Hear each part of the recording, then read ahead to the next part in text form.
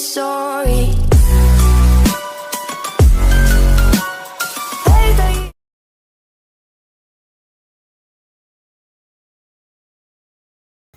Halo semuanya, Assalamualaikum warahmatullahi wabarakatuh. Hari ini kita akan bahas materi penting banget, yaitu dimensi capaian pembelajaran. Kenapa penting? Karena ini jadi fondasi utama kita sebagai calon guru. Jadi jangan anggap enteng ya. Capaian pembelajaran bukan sekadar tujuan yang ingin dicapai dalam proses belajar, melainkan menggambarkan perubahan yang diharapkan terjadi pada peserta didik setelah melalui suatu pembelajaran. Dengan kata lain, capaian pembelajaran berfungsi sebagai kompas yang memberikan arah serta tujuan yang jelas bagi proses pendidikan. Nah, teman-teman, dalam dimensi capaian pembelajaran, ada 3 dimensi utama yang harus kita pahami. Yang pertama kognitif, yang kedua afektif, dan yang ketiga adalah psikomotorik. Baiklah, dimensi yang pertama adalah dimensi kognitif. Dimensi ini berkaitan dengan aspek pengetahuan dan kemampuan berpikir. Seorang calon guru tidak hanya dituntut untuk menguasai ataupun menghafal teori pembelajaran, tetapi juga mampu mengaplikasikan teori tersebut dalam merancang strategi pembelajaran yang sesuai. Yang kedua, dimensi afektif. Dimensi ini berhubungan dengan sikap dan nilai. Seorang guru tidak hanya cukup untuk cerdas secara akademik, melainkan juga harus memiliki empati, kepedulian terhadap siswa, serta menjunjung tinggi integritas. Yang ketiga, dimensi psikomotorik. Dimensi ini berkaitan dengan keterampilan praktis yang dapat diterapkan secara nyata, seperti menyusun rencana pelaksanaan pembelajaran, memanfaatkan media pembelajaran, hingga melakukan presentasi secara efektif di kelas. Ketiga dimensi tadi harus berjalan dengan sesuai dan seimbang. Kenapa 3 dimensi ini harus seimbang?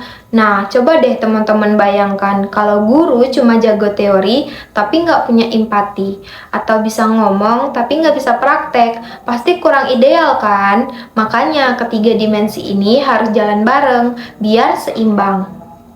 Nah, khusus di mata kuliah pendidikan IPS, capaian pembelajaran kita nyambung ke level 6 KKNI. Di sini ada 3 fokus besar. Yang pertama sikap, yang kedua pengetahuan, dan yang ketiga adalah keterampilan. Baik, yang pertama kita bahas dulu ke sikap. Sikap ini membentuk karakter yang beretika, menghargai keberagaman, dan bertanggung jawab sosial. Dan yang kedua yaitu pengetahuan. Pengetahuan ini menguasai teori dari ilmu sosial, misalnya seperti sejarah, geografi, ekonomi, kewarganegaraan, dan juga bisa mengaitkan dengan isu sosial yang sedang terjadi sekarang. Kemudian yang ketiga adalah keterampilan. Keterampilan ini terbagi menjadi 2. Yang pertama itu umum, dan yang kedua adalah khusus. Umum itu kayak berpikir kritis, komunikasi, dan literasi digital. Sedangkan khusus lebih teknis, seperti bikin perangkat pembelajaran IPS, analisis isu sosial, dan bikin model pembelajaran yang inklusif.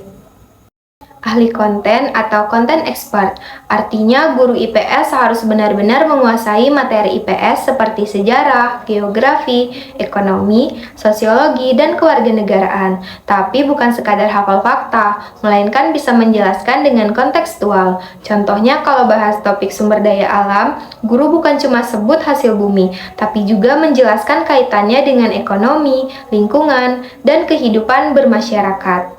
Perancang pembelajaran kewarganegaraan atau Instructional Designer for Civic Competence. Guru harus mampu mendesain pembelajaran yang menumbuhkan kompetensi kewarganegaraan seperti murid paham hak dan kewajiban, demokrasi, dan keadilan sosial. Contohnya bikin simulasi sidang kelas atau diskusi isu lingkungan. Jadi murid belajar berpendapat, menghargai perbedaan, dan sadar peran mereka sebagai warga negara. Fasilitator belajar yang otentik dan inklusif. Facilitator of Authentic and Inclusive Learning.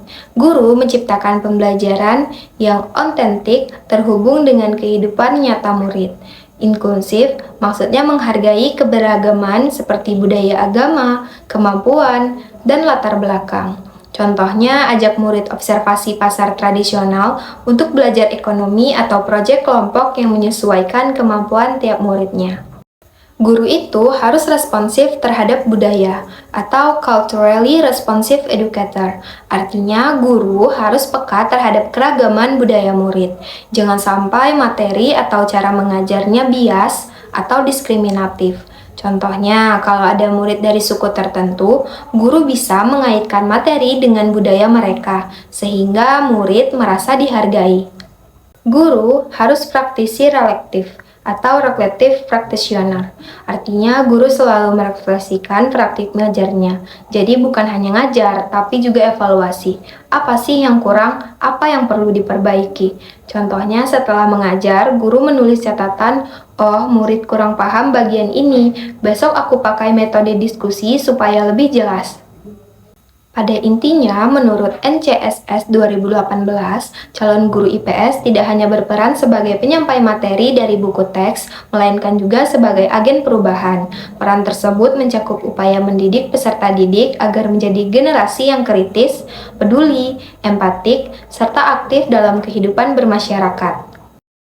Jadi kuncinya gini teman-teman, dimensi capaian pembelajaran itu saling terkait. Kita perlu pengetahuan yang kuat, sikap yang baik, dan keterampilan nyata. Kalau semua itu seimbang, insya Allah kita siap jadi guru yang profesional dan mampu menghadapi tantangan pendidikan di abad 21.